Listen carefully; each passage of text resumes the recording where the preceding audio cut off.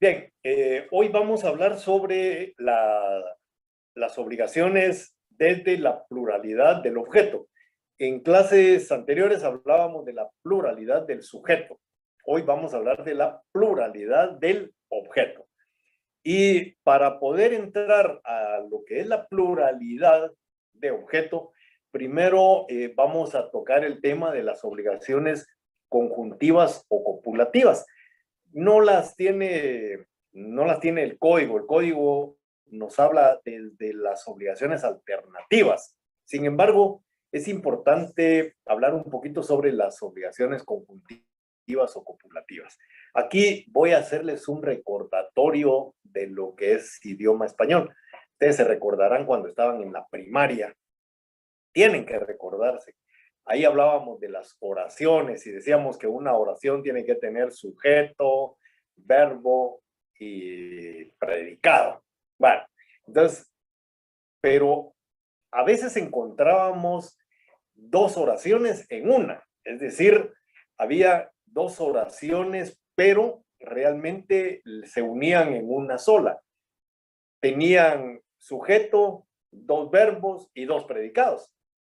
Y entonces, por ejemplo, decíamos una oración: Juan va a traer agua al río.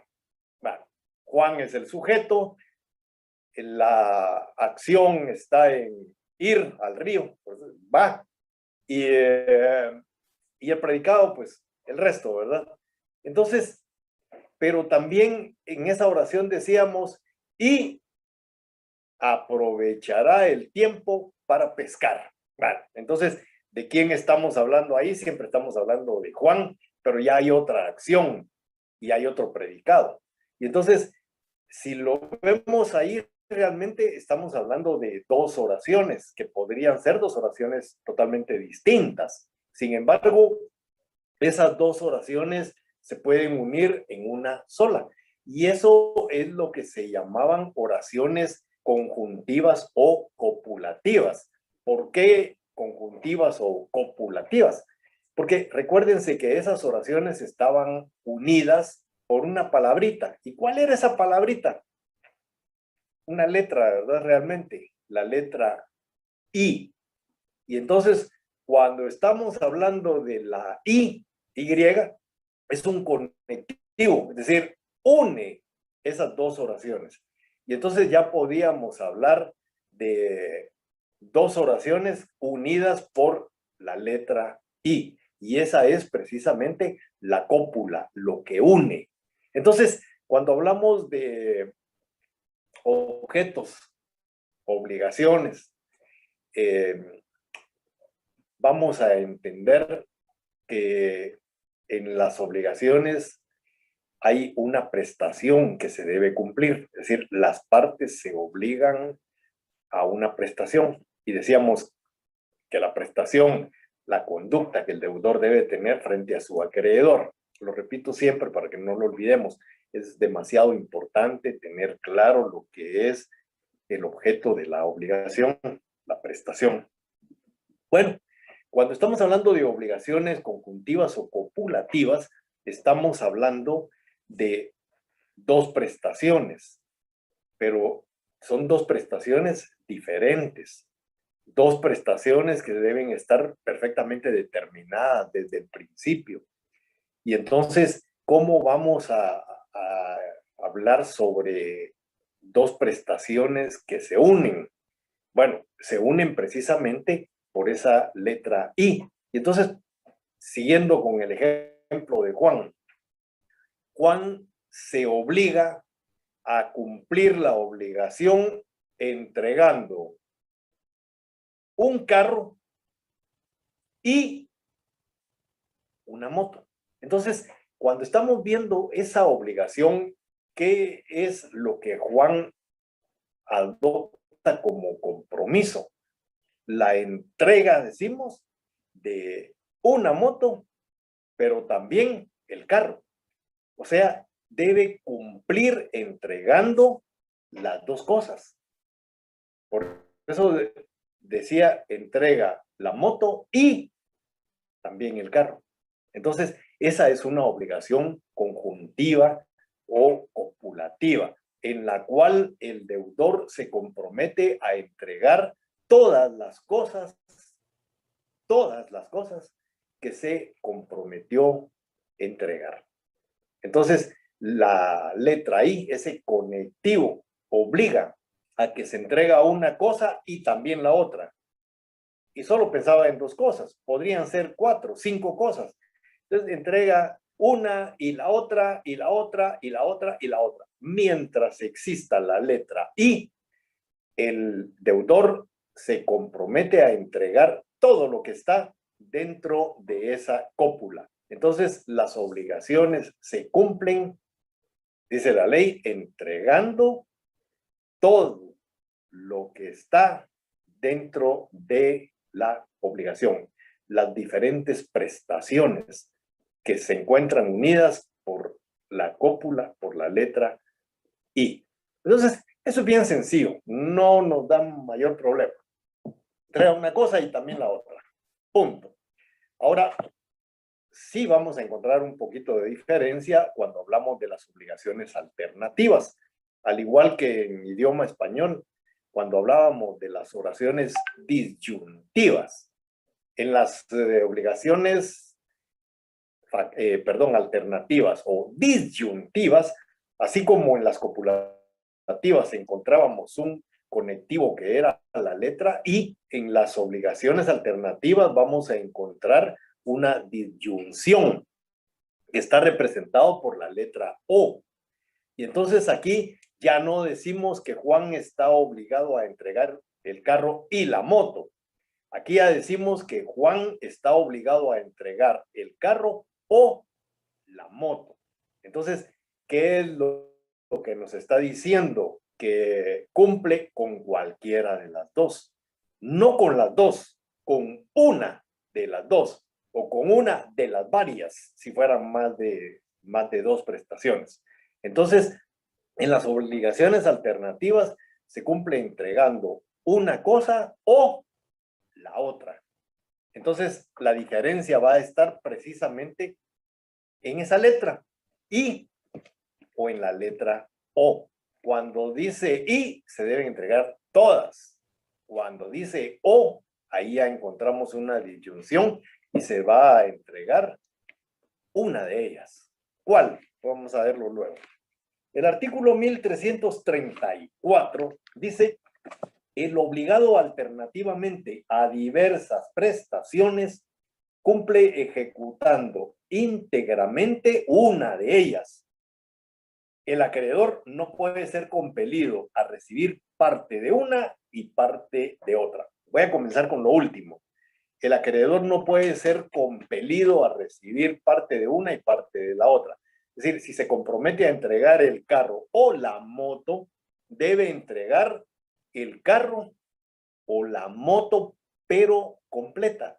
Es decir, el carro debe estar enterito. No puede entregar parte del carro y parte de la moto. Dice que debe cumplirse la prestación íntegramente. Y cuando estamos hablando de íntegramente, entonces aquí encontramos otro principio del pago, que es el principio de integridad. Entonces ya llevamos dos principios. El primer principio lo vimos en la clase anterior, el principio de identidad. La cosa se debe entregar tal y como se comprometió, exactamente igual a como se comprometió. Por eso es un principio de identidad. Pero hoy la ley nos está diciendo que el pago se debe realizar íntegro. O sea, no se puede pagar parte de una cosa y parte de la otra. Entonces aquí encontramos el otro principio, que es el principio de integridad. Lo anotan en su código, por favor. El obligado alternativamente a diversas prestaciones dice cumple ejecutando íntegramente una de ellas. Es decir, o entrega la moto o entrega el carro, lo que tenga que entregar. Pero eso nos lleva al otro problema. ¿Qué es lo que va a entregar? El carro. El moto, ¿El carro o la moto? ¿Qué entregarían ustedes? Bueno, me imagino todos, siempre en las clases presenciales, cuando yo preguntaba eso, me decían la moto. No, no necesariamente. Es decir, una moto puede valer más que un carro. O puede apreciar uno más una moto que un carro. Y entonces hay que ver todo ese tipo de situaciones. Pero decíamos, el deudor va a querer entregar lo peor y el acreedor va a querer lo mejor. ¿Qué es mejor de las dos cosas? ¿La moto o el carro? Para eso no lo sabemos. Entonces hay que escoger. Y para escoger vamos a ver de qué manera dice la ley que se escoge. El artículo 1335 dice que la elección corresponde al deudor, a menos que expresamente se concediere al acreedor. ¿Qué nos está diciendo el artículo 1335? Por eso es que nosotros debemos interpretar las normas. Nos está diciendo que primero tiene que haber un acuerdo de voluntades. ¿Dónde dice que hay un acuerdo de voluntades en este artículo? Si no lo analizamos bien, no lo vamos a entender. ¿En dónde está el acuerdo de voluntades? Bueno, en la misma norma. Acabamos de leer que la elección corresponde al deudor a menos que expresamente se concediere al acreedor. ¿Quién se lo va a conceder al acreedor? Bueno, el deudor, es decir, por ley le correspondería al deudor, pero el acreedor puede ser quien escoja, si el deudor está de acuerdo con que sea de esa manera. Entonces, poniendo todo en orden, primero las partes deben ponerse de acuerdo. ¿Quién va a escoger? Autonomía de la voluntad. ¿Va a escoger el deudor o va a escoger el acreedor? Eso lo van a decidir las partes. Si las partes no deciden quién de los dos va a escoger, por mandato legal le corresponde al deudor. ¿Cuándo pierde el deudor la facultad de elegir? Cuando es omiso, cuando no escoge dentro del plazo que esté determinado. Si no escoge dentro de ese plazo, entonces le va a corresponder al acreedor. Pero mientras tanto, la ley dice que quien escoge es el deudor, después de que ha habido un acuerdo entre ellos, ¿verdad? La elección dice no puede recaer en prestaciones que resultaren imposibles, ilícitas o que no hubieran podido ser objeto de la obligación. Bueno, ahí en la clase anterior hablábamos que las prestaciones tienen que ser lícitas, tienen que ser posibles, tienen que estar determinadas o por lo menos determinables. Entonces, para que se pueda escoger, se debe escoger sobre cosas que sean lícitas, que sean posibles, que estén determinadas o que sean determinables. La elección, dice, no producirá efecto sino desde que fuere notificada. Recuérdense que todos los efectos jurídicos comienzan a surtir, valga la redundancia, efecto, cuando hay notificación. Antes que las personas sean notificadas, no hay efectos jurídicos. En todo, para que pueda comenzar a hablar ya de consecuencias de derecho, de efectos jurídicos, tiene que haber notificación. El artículo 1336 dice que el deudor perderá el derecho de elección cuando de las prestaciones a que alternativamente estuviere obligado, solo una fuere realizable. ¿Qué va a entregar? ¿La moto o el carro? Bueno, la ley dice que puede cumplir con cualquiera de las dos. Pero si el carro está embargado, no puede cumplir. Y entonces aquí ya no hay derecho de elección. ¿Por qué? Porque de las dos cosas, solo una se puede realizar. La otra, jurídicamente, no es posible porque está embargada. No puede cumplir con esa obligación, porque esa está garantizando el cumplimiento de una obligación que tenga el deudor con otra persona. Entonces, solo una se puede realizar. Y en este caso, la moto. El carro no se puede. Entonces, dice este artículo clarito, clarito. Si de las dos cosas o de las varias a que un deudor está obligado alternativamente, no va a poder cumplir con las que es imposible o lícitamente no se pueda, como en el caso del embargo. Entonces, va a cumplir solo con una. Y entonces estamos hablando de una obligación alternativa. Ahí estamos hablando de una obligación simple. Es decir, hay una sola cosa con la que se debe cumplir. No se puede cumplir con más. El siguiente artículo, hoy vamos a hablar solo artículos de escogencia, pero es importante explicarlos. El acreedor dice que tendrá derecho a la indemnización de daños y perjuicios cuando por culpa del deudor hubieran desaparecido todas las cosas que alternativamente fueron objeto de la obligación o se hubiere hecho imposible el cumplimiento de esta. Si son varias las cosas, dos o más, y todas las cosas desaparecen, todas las cosas se dañan y no se puede cumplir porque ya no se puede escoger dentro de ninguna de ellas, porque ninguna sirve o ninguna se puede y es por culpa del deudor. Entonces la ley establece que el acreedor tiene derecho a que se le indemnice por los daños y o perjuicios que se le pudieron haber causado. La indemnización, dice la ley, dando por base el valor de la última cosa desaparecida o el del servicio que últimamente se hubiere hecho imposible. Entonces, ahí no hay pierde. Es decir, para evaluar las cosas, para ponerle un precio, para poder calcular los daños, los perjuicios que se hayan causado y poder indemnizar, entonces se busca, dice la ley, el precio que tenía la cosa que desapareció de último. Si todas desaparecieron al mismo tiempo, bueno, el precio que tenían en promedio, ¿verdad? Es decir, no hay otra manera de establecerlo. Así es como el juez va a resolver este conflicto. El artículo 1338 se refiere ya a la elección que corresponde al acreedor. Dice que cuando la elección corresponde al acreedor, la obligación cesará de ser alternativa desde el día en que haya sido notificada al deudor.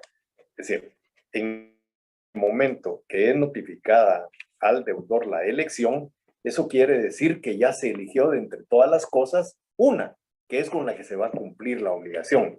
Entonces, la obligación deja de ser alternativa, porque ya no hay más cosas. Es decir, una vez se escogió la cosa con la cual se va a cumplir la obligación, deja de ser alternativa.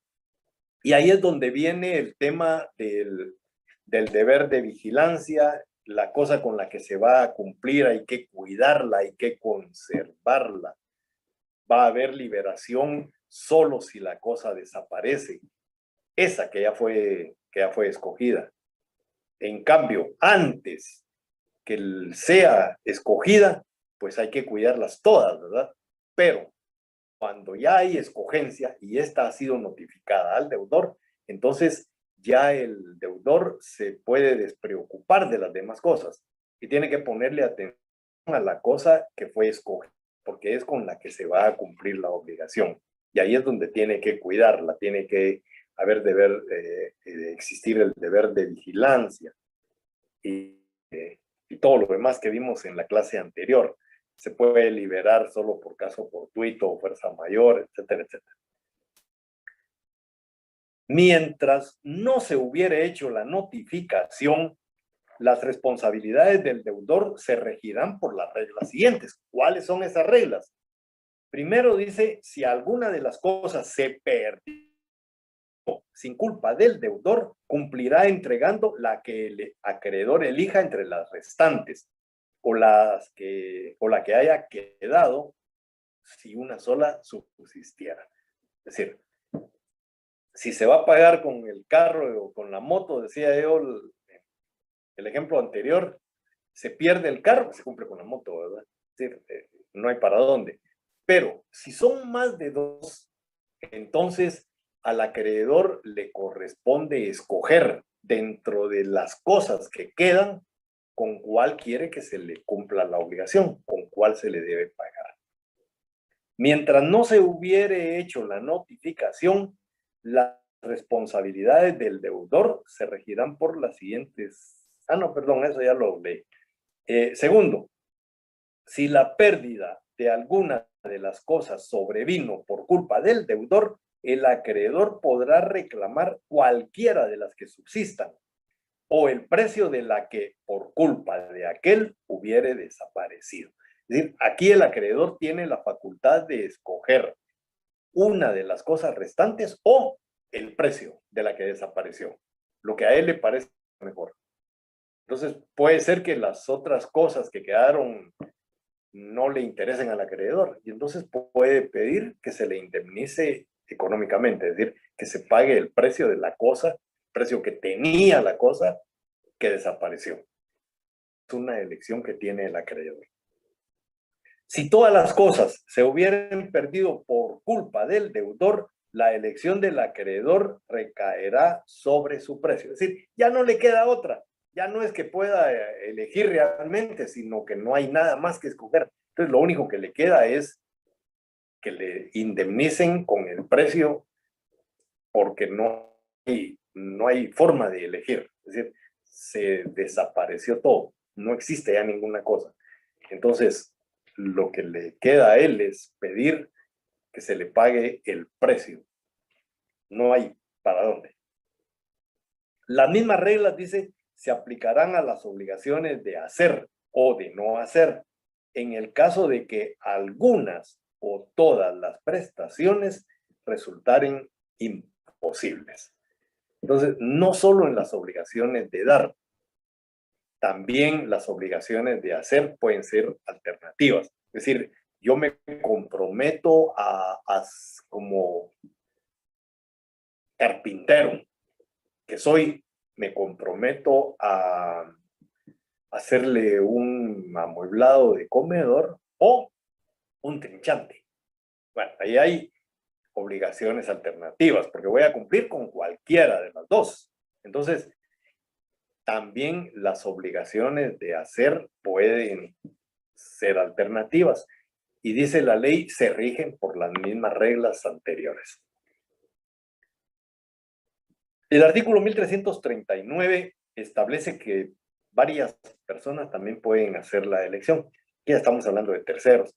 Dice, cuando la elección debe ser hecha por varias personas, el juez concederá un plazo para que se pongan de acuerdo. Si no hubiere acuerdo, decidirá la mayoría. Y si no hicieren la elección o no hubiere mayoría, elegirá el juez. Bueno, la mayoría. En la clase anterior me preguntaban algo relacionado con el tema de la mayoría. Yo decía que no basta tener mayoría. Es decir, las partes no pueden decidir por mayoría. En el caso muy claro, en el caso de un bien que se encuentra proindiviso, en el que hay 4 personas que son dueñas de ese bien, pero está sin dividir. Por lo tanto, las personas lo que tienen ahí es un derecho sobre un porcentaje. Si son 4, pues cada una tiene un 25% de derecho sobre ese bien. Y se podrá dividir hasta que las partes lo acuerden. Al romper la proindivisión, cada quien va a tener su pedazo. Y entonces decía la compañera que me preguntaba ese día, ¿y qué pasa si la mayoría decide cómo se va a dividir? Entonces yo le decía, no, eso no puede ser. Y le ponía el ejemplo, imagínense que los dueños sean 3 hermanos de padre y madre y uno solo de padre, porque el causante era el papá. Entonces, si ahí no existe una buena relación entre ellos, los 3 hermanos van a querer perjudicar al otro, al medio hermano. Entonces, para evitar eso es que ahí no cabe que se elija por mayoría, que ellos decidan por mayoría. ¿Quién decide la mayoría? El artículo 1339 establece que lo decidirá el juez, ¿sí? No las partes. El juez es el que puede determinar si prevalece el criterio de la mayoría o no, pero esa es decisión del juez. Dice, y si no hicieran la elección o no hubiere mayoría, elegirá el juez. ¿Y cómo va a elegir el juez? Ya dijimos, ¿verdad? El juez puede elegir lo que a él le parezca. El juez puede buscar a un experto que le diga cómo se puede dividir correctamente para que ninguno resulte afectado, o puede hacer uso de la suerte. Vimos en el artículo 106, creo, no me recuerdo, que se puede usar la suerte como una forma de dirimir un problema, como una forma de resolver un problema. No, el 2106 habla de la cláusula de exclusión. Siempre me confundo con esa norma. Pero, bueno, ahorita no me recuerdo cuál es la norma, ni me voy a poner a buscarla. Esa ya la tienen ustedes y por favor la buscan dentro de sus apuntes. El artículo 1340 establece que si el deudor es omiso en hacer la elección, el juez le señalará un plazo para que cumpla con hacerla. Y si vencido este plazo, el deudor se mantuviera en la omisión, la elección corresponderá al acreedor. Entonces, volvamos a lo mismo. ¿Quién elige? Primero, las partes se ponen de acuerdo. Autonomía de la voluntad de las partes. Las partes deciden quién va a elegir, deudor o acreedor. Si las partes no se ponen de acuerdo, entonces elige el deudor por ley. Pueden buscar a terceros. Ya dijimos que los terceros pueden elegir si si les señalan normas, reglas de cómo hacerlo, o lo dejan en libertad. Ya vimos cuáles son las consecuencias. Dijimos que la elección hecha por un tercero o varios terceros es impugnable en el primero de los casos solo si el tercero no se ciñe a las reglas. Pero si se le deja en libertad, se puede impugnar únicamente si se demuestra que el tercero o los terceros están coludidos con alguno de las partes, con deudor o acreedor. Entonces, la impugnación se podrá hacer solo si hay colusión. Si ellos no pueden elegir dentro del plazo que el juez les señale, entonces dice la ley que el juez es el que va a determinar cómo se elige. Puede hacerlo, dice la ley, por mayoría de las partes. Si no se puede por la mayoría de las partes, entonces le va a corresponder elegir a él.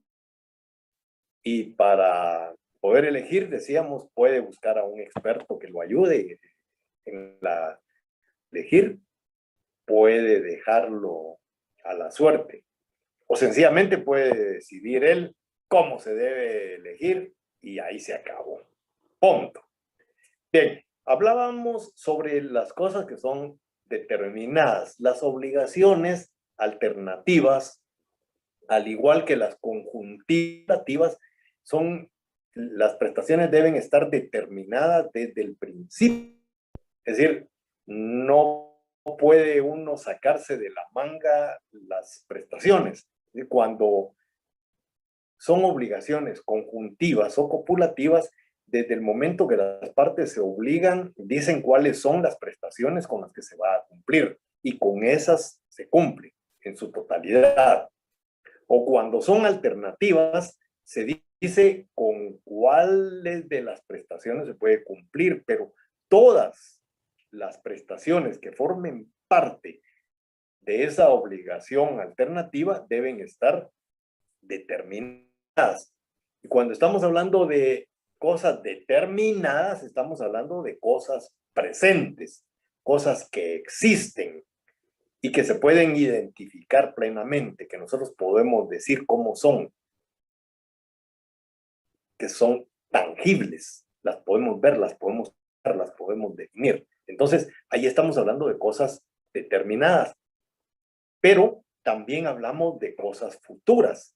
Y cuando estamos hablando de cosas futuras, estamos hablando de cosas determinables, es decir, cosas que aún no existen, pero van a existir y que las podemos determinar a futuro. Podemos decir cómo van a ser. Y entonces en la clase anterior yo les mencionaba a ustedes el tema de la cosecha de café por ser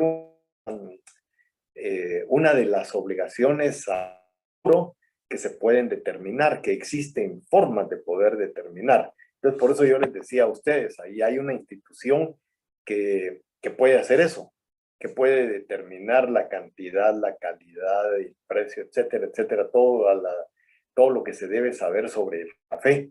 Ahí en Anacafé no lo pueden decir y entonces se puede vender una cosecha a futuro, perdón, porque no obstante no existir en ese momento, sí va a existir y existe la posibilidad de su determinación.